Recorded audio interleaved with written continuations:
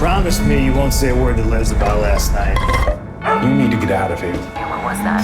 What? Hi, handsome. I think acting was always something I wanted to do, always been fascinated by movies, television, love horror genre. When I was a little kid, that's what I grew up on, so it just seems like the natural progression from everything else. And I've been offered a ton of things. I liberally say no to a lot of people in my life. No. But everything, the planets aligned. The script was right. The people I was working with was right. And I'm really kind of spoiled going forward, just working with great people. So it's getting really good reviews too, which is great. I know. And you said it like you were shocked, but I'm shocked too, because I didn't know what to expect, because what I like and what pop culture society likes are normally two different things. But yeah, I'm pleasantly surprised with all the reviews. I've worked with an acting coach in the past. I didn't specifically work with one or take any classes for this role. If you asked me, I would tell you I was never ready for anything, and I think I'm not really sure anybody ever really is. You can prepare as much as you can. The only way to know if you're ready to do something is to just do it. And I was just comfortable in doing that. I think, a decade plus of being on live television probably helped. I'm much more comfortable with being able to do multiple takes of something. Hey, how's the little kicker doing? Say hi to Daddy. It takes a real strong hand to turn them around again.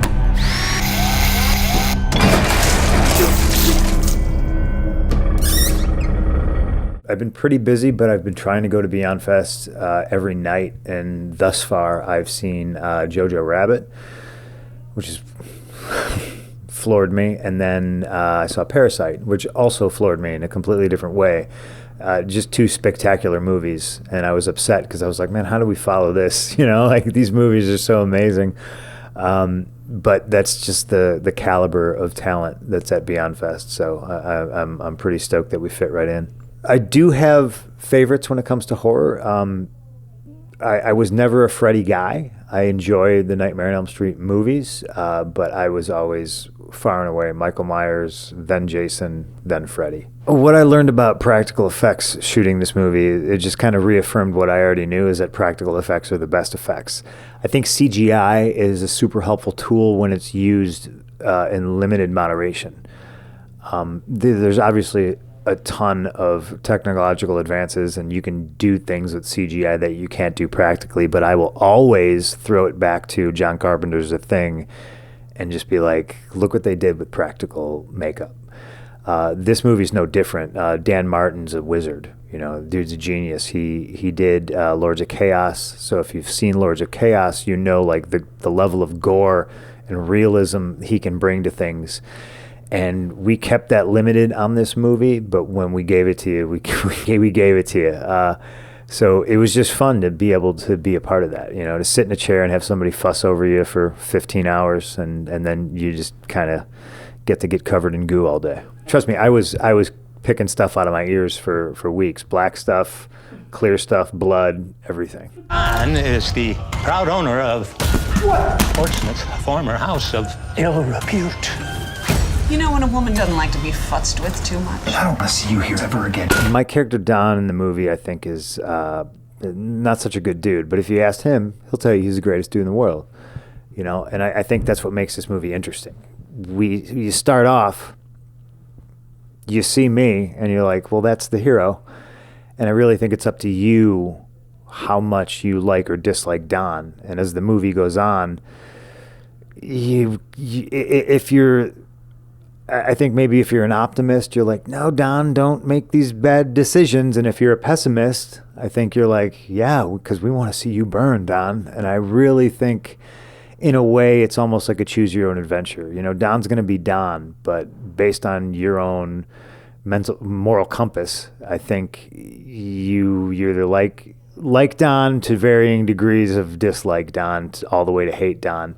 And it's all his fault. And that's that the house, obviously, as he tears apart the house and uncovers more of Don. And I just was fascinated with that part. There was a time, especially in the 80s, late 70s, where horror movies were like off the rails misogynistic, women just getting beat up, murdered, killed for no reason. LOL, they deserve it. So it was kind of, and obviously based on whoever's writing and directing too, like it might tell you a lot more about their character. But I was very much like in on the joke about Don, because if you look at it, I'm in my I'm running around the house at one point in my underwear, a role normally reserved for a woman. And so in a lot of ways, we kind of turned the trope on its head, and I embraced that. Like, I thought it was like such a great idea to do. And I think a lot of people watching it won't even like consciously realize like that's a very poignant thing of what we were trying to do. Don gets what he absolutely deserves. I mean, he made his bed. Steve Albini does the entire score for the film. Yeah? Yeah, and it's one of the reasons I like given a resounding thumbs up. Hell yes, I'm doing this. Because I was like, I figured if they got Albini, it's got to be super legit, right? Because that dude just all he wants to do nowadays is play poker. So I found it very fascinating that they got Steve Albini. And it was just one of the hooks that drew me in. Oh boy! And here comes CM Punk! Oh baby! CM Punk! Pull the roost tonight on Jericho! People will like you, they'll hate you, they'll always remember how you made them feel. To me, that's just a testament of how good I was at my job, that they just constantly pine for me. It could also be a testament to how bad wrestling is nowadays. I don't know, I think it's great. I'm a fan of a lot of things that have come and gone, and we're never going to get them again. But I think it's nostalgia. You know what I mean? I mean, Misfits are playing the Madison Square Garden in the middle of October, and I'm going to be there. So there's something to it. Well, as far as broadcasting goes, I just think that's a natural progression. I could talk to you about sports, and I think people are always interested in that because they predominantly look at me as like some, like a punk rock guy who's into comic books and horror movies and pro wrestling and all this stuff.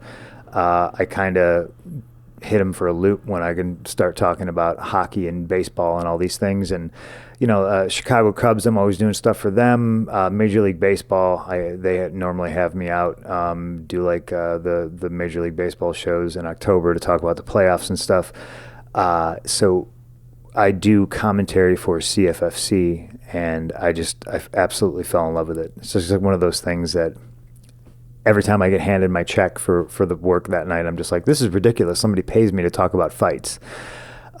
So I think it goes back to what I was known for in wrestling, my promos, gift of gab. I can just talk. Chicago Sports Network, when the Cubs won the World Series, was like, hey, do you want to anchor the desk when we broadcast the parade? And I was just like, yes, absolutely. And there's not a guy that looks like me who's up there talking about the biggest sports story in the last 100 years, the Chicago Cubs. So I think there's a lot of punk rock kids out there who will get unfairly pressured into that, like, ugh, football jocks, stupid, like, we're just gonna drink beer and listen to punk rock. And it's just like, no, man, punk rock's doing what you like. And if you like sports and you're into sports, you can listen to The Clash and play baseball. It doesn't matter.